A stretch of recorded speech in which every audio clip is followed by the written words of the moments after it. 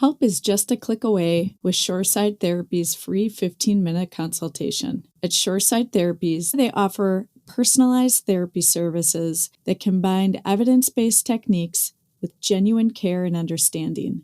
They provide various solutions to make the therapy process more accessible, including virtual appointments and assistance with insurance benefits. Their team of licensed therapists is dedicated to helping you build resilience and confidence while navigating life's challenges. Join Shoreside Therapies on your journey to finding inner peace and happiness. Go to shoresidetherapies.com for a free 15-minute consultation and discover the benefits of counseling.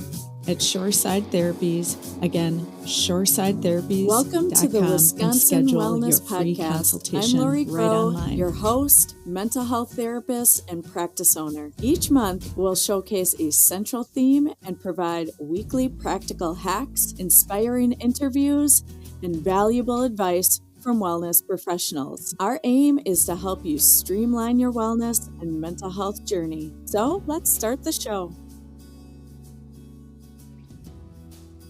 Hello, fellow Wisconsinite. It's Lori Groh, and welcome to the Wisconsin Wellness Podcast. Today we have Kathleen Mack with us. And Kathleen, hi Kathleen.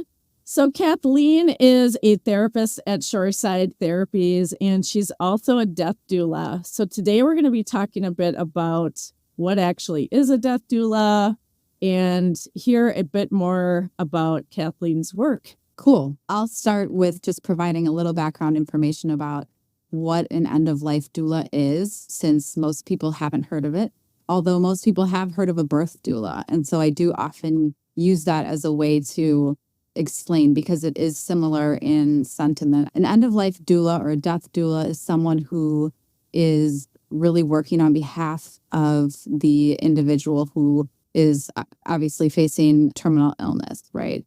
And so they have a desire to have someone who is able to advocate mostly for their needs throughout that process.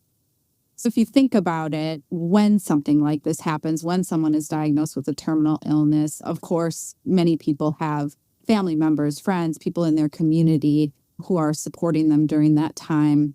Nice thing about an end-of-life doula is that they're an objective person. And so that creates somewhat of a cleaner, safer space for the person who is terminally ill to express their wishes, express their feelings in a way that they may hold back, because that may impact family members in a different way. I could see that being the case where somebody is diagnosed with terminally ill diagnosis and they're coming to terms with it, but also their family might not be coming to terms with it. And then how do they have a conversation on what they want to happen from here on out if potentially other members of the family are either in denial or very uncomfortable even talking about that? So that's where you come in? Absolutely. And another example of that is, in a moment, I'll get into the specific services that a death doula provides.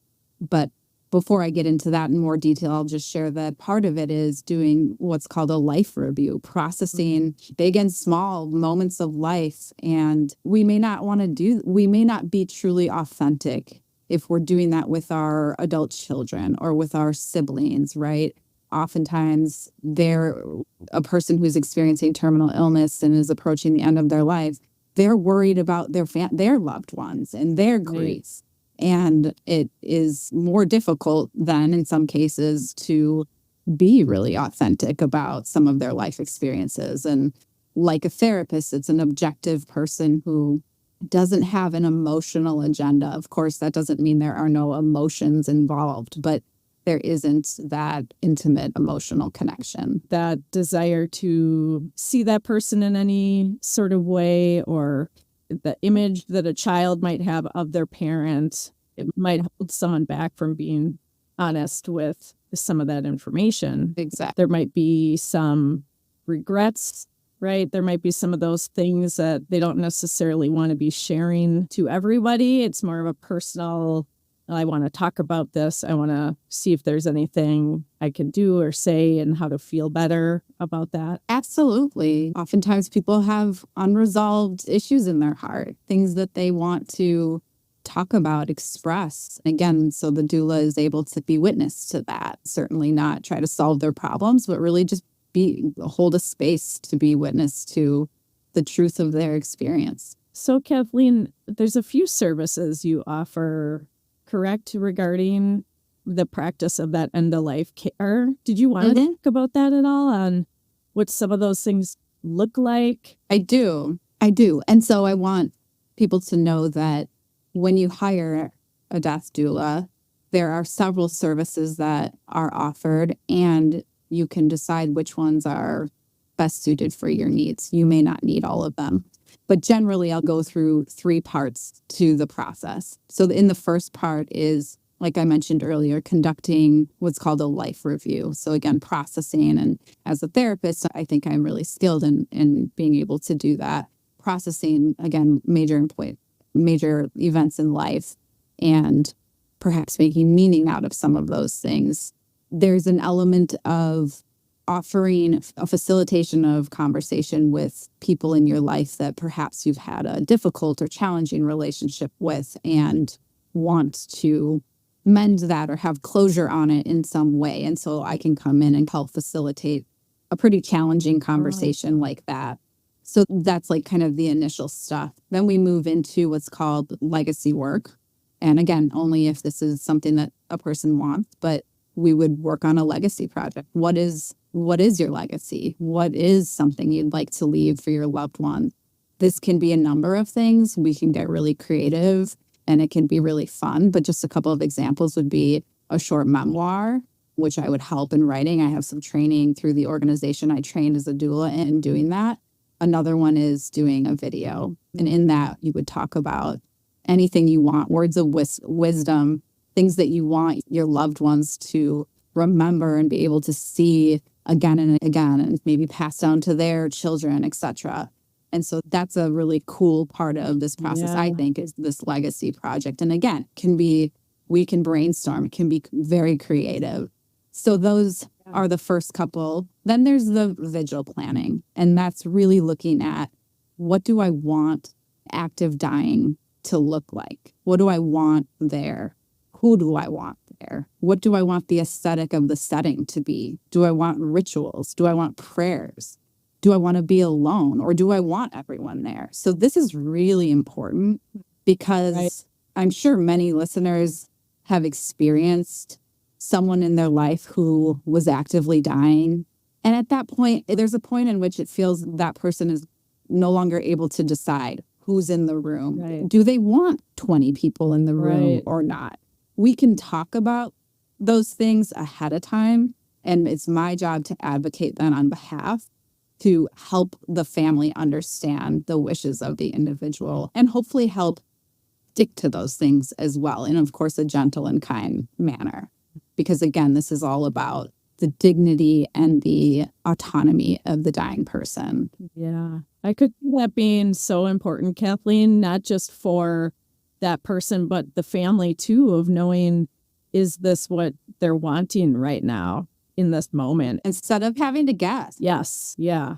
Because there are those moments during that time where there's going to be different opinions about what to do. Does this person want us all there? There often are. And that can be a really good thing to reduce some conflicts, because if it's about that person, then that's very clear. And so that could be a really great thing for everybody involved to have clarity there. Yep. And again, I'm objective, so I'm not going to get involved in the family dynamics. And that makes things easier, right? Yeah. Versus maybe assigning your adult daughter to do this work for you. Then a disadvantage of that, not that it isn't possible, would be that they're involved in the family dynamics. They're intimately involved in the emotions of the family, etc. Whereas I can remain. Just to continue that. So then sitting vigil can be part of it. And it does not necessarily have to. And by that, I would actually be with the person in their active dying and until after they have passed away. And some people would like that. Some people don't need that element of it because they have their loved ones that they want there. And we've already determined that. But that's certainly a service that I offer. Yeah. I can see that somebody might not want to be alone in that process. And sometimes there's not going to be that person there, or they can't, or they know that their family members are going to need some additional support during that time as well. And yeah, that worry and concern about loved ones is going to be there. And it can take a little bit of or provide some respite, I should say, for loved ones as well. Because for anyone who's experienced losing a loved one by terminal illness, oftentimes there's a waiting process. And if I'm there, that can also just provide respite, knowing oftentimes we want to know that our loved one isn't alone. That I think can be a helpful component too. That's a good point too, especially if there's maybe not a lot of family right there. And then if somebody wants to go for a walk or take a break or something, exactly, that they don't have to have that additional worry that you're there with that person. And the final part that I offer is processing with loved ones after the death has occurred. And so that could happen in 1 hour session. That could happen over a series of sessions. It just depends on if the family feels they need that or want that. But just talking about anything that is maybe just weighing on their heart about the dying process, about the loss, it's a really open space for that. That part is also dependent on what that family would need. So it could be just like one session, but it could be ongoing if they feel like they need that extra support. Absolutely. So on that first initial call, so I would imagine that is difficult for the family member, or if it's that person that is diagnosed with that terminal illness, that initial phone call or the initial reaching out to you would maybe be stressful, or they're not sure what to say or what to do. What does that first interaction look like? Yeah, that's a really good question. So I will answer that by saying it's unique to, I think, person to person and where they are in their processing of the diagnosis. I'm happy to do some processing right there and then on the phone, because of course I want the person to know if they feel comfortable with me. I'm also happy to just provide information if that's what they're seeking. I'm guessing a lot of people feel pretty overwhelmed in that initial time period. And so I can just provide some pretty basic information about what it might look like and set up a time to maybe meet and talk about further if there are certain services that they're interested in. But my goal is to be an open, safe space for them. And some of the questions or difficulties that they might be having would be, like you said, some of the potential regrets. What other things do you see comes up before and end up going through? Yeah, so oftentimes, as you can probably imagine, more existential or spiritual concerns. And it's certainly not my job to answer those questions because I can't do that. However, I can help people navigate their own belief system and enter and ask the questions and be with the questions and help guide someone to their own understanding of what happens at death, what happens after death, because that's going to be unique to each and every person.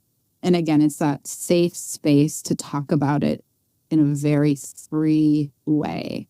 It's not going to hurt me if you tell me you're scared, for example, whereas that might hurt a sister, a child, a parent. Yeah.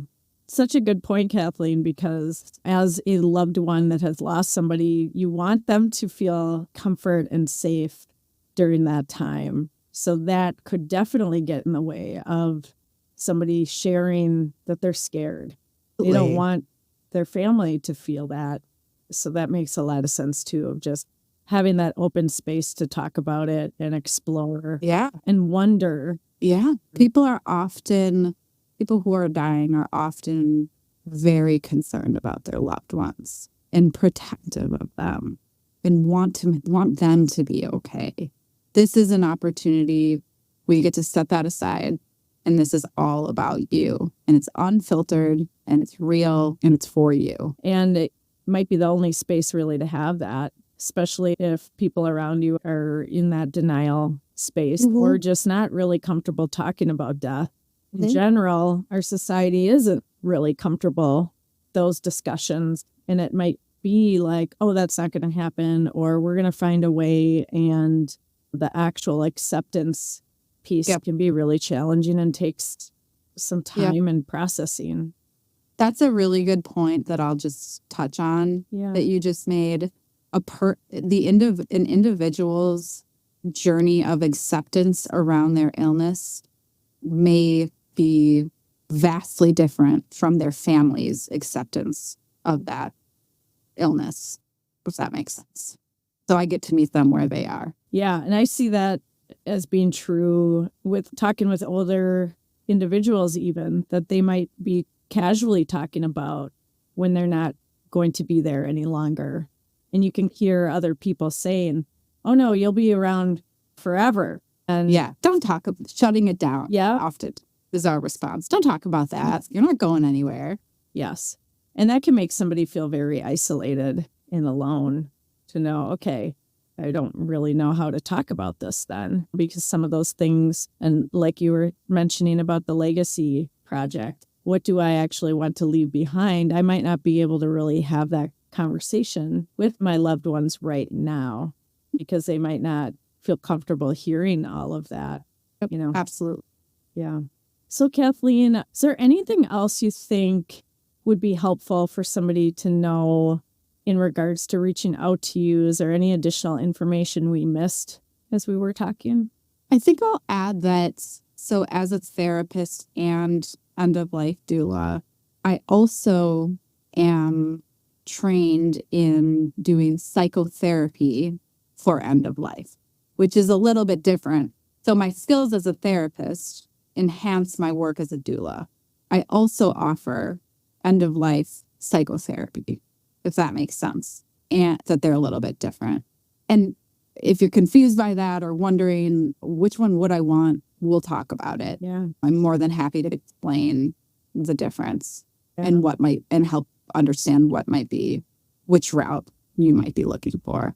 Right. That does make sense, though, that those would be different things of somebody that is in that space of this is what I want to have happen, or I need some help exploring what I want to have happen versus maybe more of the crisis space of more therapy would help with, or doing more of that work of not just reaching out to somebody that they might have regrets with, but actually having time to talk about what those regrets might be, or they're not sure what they want to do. I could see that being very different, even though it seems as though there's a lot of similarities. A lot of overlap. Yeah. But a little bit of a different. Yes. So Kathleen, could you let everybody know how to reach out to you? How to reach out to you for that first step, that initial phone call? Yeah. So I am happy to receive email, text, or phone call, and I will get back to someone as soon as possible. It's pretty simple. Awesome. Yes, I can put all of your information in our show notes. So you can just click on the link and reach out to Kathleen, and she'll walk you through the process. Thanks so much, Kathleen, for being here. It's amazing work. Thanks for having me. It's very special. It is. And to be able to talk with somebody during that time and just being able to be with them must be really rewarding, to be able to be that safe space for somebody to talk to. For me, the work is so sacred. I love being part of the sacred moments of people's lives. And so it's really an honor and a privilege for me, truly, I mean that, to be able to walk alongside someone in their dying. All right. Thanks, Kathleen. We'll talk to you soon. Thank you. All right, okay. Take care. Bye. Bye.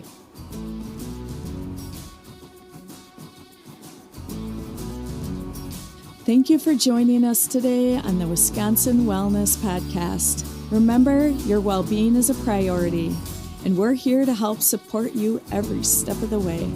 If you've enjoyed today's episode, don't forget to rate, review, and subscribe to our podcast for more inspiring content on health and wellness. You can also join our Facebook group to connect with Wisconsin wellness providers by clicking the link in our show notes. Take care of yourself and remember that your well-being is a journey, not a destination. We look forward to you joining us again next time on the Wisconsin Wellness Podcast. Until then, stay well and stay inspired.